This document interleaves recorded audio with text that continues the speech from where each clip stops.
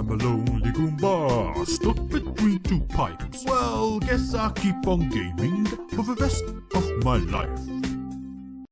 Everyone knows about Mario, right? And who can forget Kirby? He's pretty nifty. And we mustn't forget about Link. Just look at him with his little green tunic and hat. What a completely original character design. But have you heard of Spotto? Nope. Well, how about Muddy the Mole? Or better yet, how about Zip?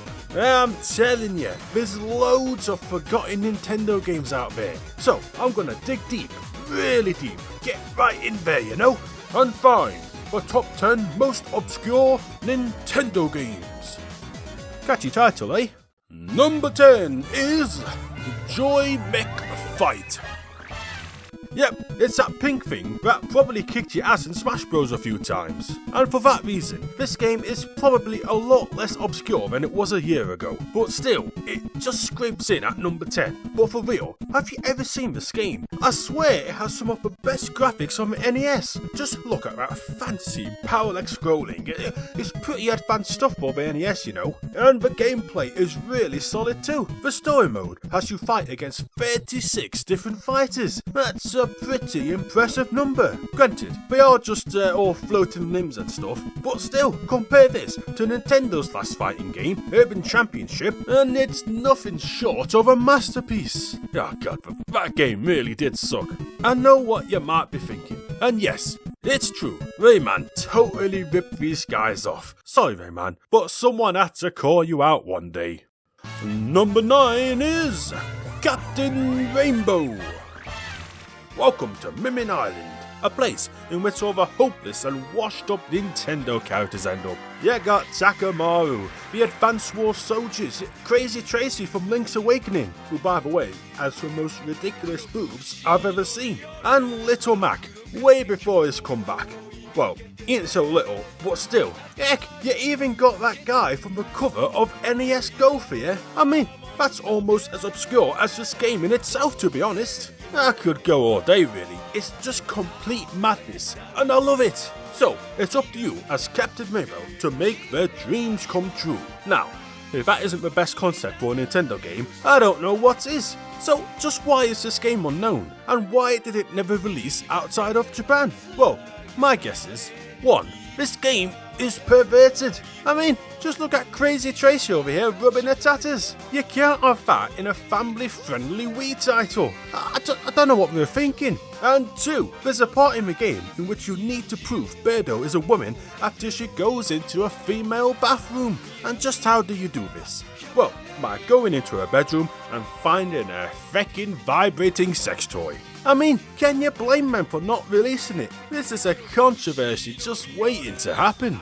It's a shame though, because quite frankly, it's the best looking game I've ever seen. And I'm not just saying that because of Crazy Tracy's tatters. Okay, that's a lie, but the game still looks quite good though. Number 8 is the Nintendo Evita Games.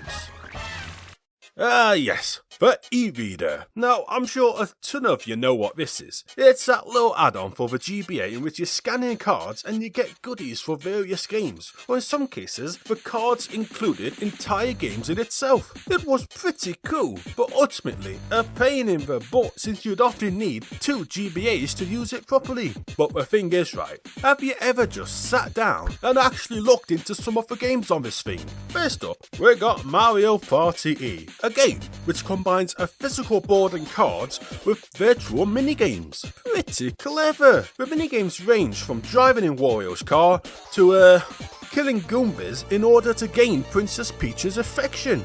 That's a bit messed up, mate. And the less said about this minigame, the better. But did you know that Kirby was on this thing too? Who can forget Kirby Slide, a promotional game that was exclusive to Toys R Us. Ah yes, now this is what I'm talking about. The obscurity is just delicious. There was even a Pikmin puzzle game on this thing, and it's pretty substantial too. And if that ain't enough for you, there's endless, and I mean endless Pokemon minigames. There must be hundreds of these things. You'd probably go insane playing through all these. But hey, they do look pretty well made for a game that came from a card of all things. Just good luck finding any of these things ever again. Not like you can just pop in the shop and buy them, is it really? Number 7 is Tingle No Balloon Fight.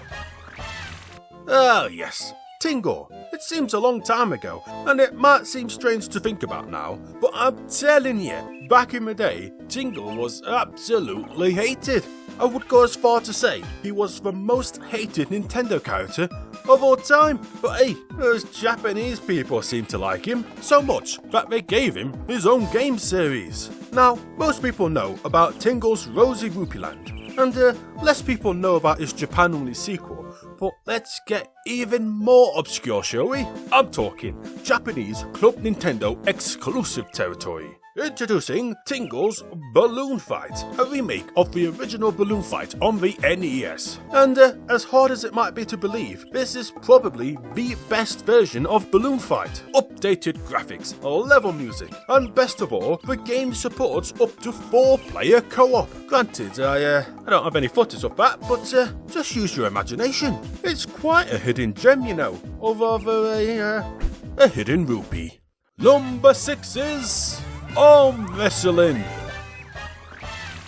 Yes, Nintendo made a video game about arm wrestling. Now, everyone knows about Punch-Out, and it had a bit of a resurgence during the Wii, and now Little Mac is even in Smash Bros. So he's made it, hasn't he? Thanks to Captain Rainbow, no doubt. But did you know there was a spiritual follow-up to Punch-Out about arm wrestling of all things? Developed by the same team behind the original Punch-Out and released only in North America. The game itself is pretty interesting too. Similar to Punch-Out, you'll see yourself fighting through a bunch of quirky characters. You got Texas Mac, totally not Little Mac's dad. You got Kabuki, who probably should have sued Capcom when he had the chance. And Mask X, who is literally Bo Ball from Punch-Out. And finally, we've got our good friends Alice and Ape 3. I don't know what happens to Ape 1 and 2, and quite frankly, I don't want to know. But what I do know is, he ain't monkeying around. Yeah, I'm totally gonna end this segment on a pun, so just deal with it, okay? Number 5 is Tomato Adventure. Talk about an exciting title. Nothing more exciting than a bleeding tomato, is there? But nothing could be further from the truth, man. This game is crazy. But what would you expect from the same developers of the Mario and Luigi RPG series? And man, this game has quite a lot in common with it. The style, the tone, the music, it's all oddly similar. The game itself is a pretty standard RPG, but it's oozing with charm. I mean, let's just take a look at some of these enemies. You got an overweight fawful, a demonic robot baby, Christmas tree crabs, and wait a minute, Christmas tree crabs? Could it be? Wow, now that is an obscure reference. I gotta say though, time has not treated him well, and this, boys and girls, is why you should stay away from drugs. But you shouldn't stay away from this game.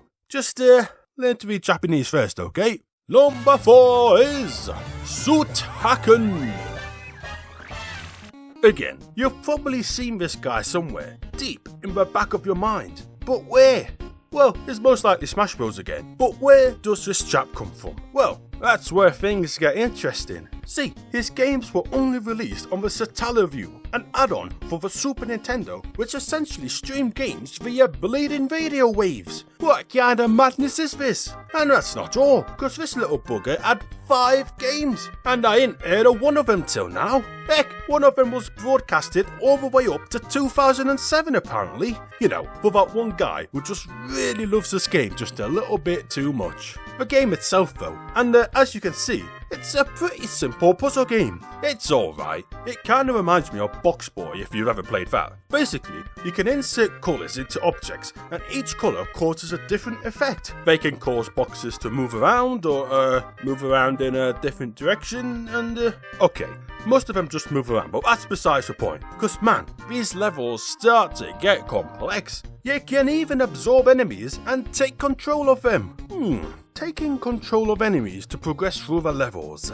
That sounds oddly familiar actually. Coincidence? I think not. Number 3 is Sky Skipper. Everyone knows about Nintendo's classic arcade games, right? Donkey Kong, Mario Bros, Punch-Out. But what's this Sky Skipper thing all about? Well, it was originally going to be released the same year as Donkey Kong, probably intending to cash in on it. Heck, there's even a bleeding gorilla in it for God's sake. But here's the kicker, the game kinda sucked. In fact, the game was so poorly received in early playtest that they just never released it, and all the cabinets were recycled into Popeye arcade cabinets. All of them, but one. Not sure how you can get more obscure than a game that only existed on a single arcade cabinet, but there you go. Although the game was recently made available on the Nintendo Switch for the first time ever. And the funny thing is, I still didn't know this game existed. That's just how obscure this game is. Number 2 is Pokemon Treacher Lab. Pokemon what now? Treacher Lab? What the heck is a treasure? The world may never know. But I bet you thought you knew everything about Pokemon games, eh? You thought Pokemon Conquest was the prized gem in your obscure Pokemon collection, right? Well, just take a look at this abomination. A giant plastic shell that smothers your 3DS like an overprotective mother. Just look at it, it's huge. But what does it do? Well, you can scan in these little plastic Pokemon tokens and make them fight. Exciting! The game is actually an adaptation of a Pokemon arcade game called Pokemon Treasure. It's pretty similar stuff. I think it was mostly to get kids to spend money on plastic tap, but still, I guess the 3DS version never caught on though, since the game was only supported for 1 year before it was left out to die. That's just tragic. Now, if you don't mind, I just need to spend a few more minutes trying to find out what treasure means. I think I'm on the brink of a breakthrough here, guys. But anyways, before we make it to number 1, it's time for some honourable mentions. Here we go. Gift Pier, Last Window, The Secret of Cape West, Spotto, Freaky Forms, Fling Smash, Geist, and Nestor's Funky Bowling. And now, it's the moment some of you have been waiting for. Number 1 is Time Twist.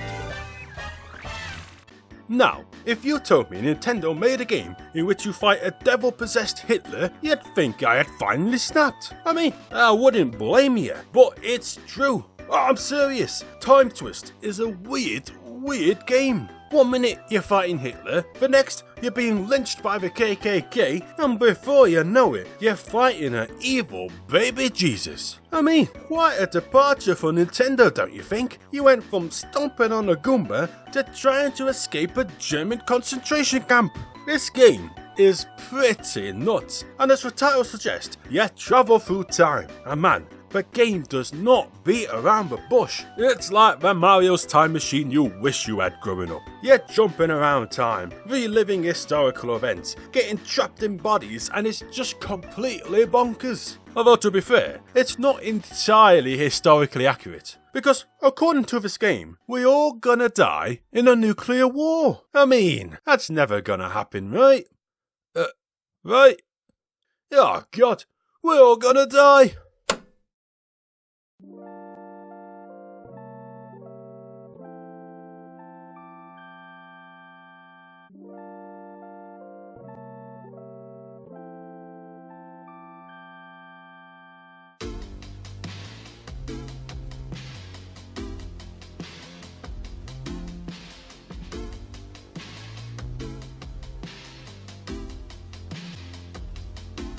And the patron of the week is Exit. Now, if you don't mind, I think it's about time I make my exit. See what I did there? Exit. Forget it.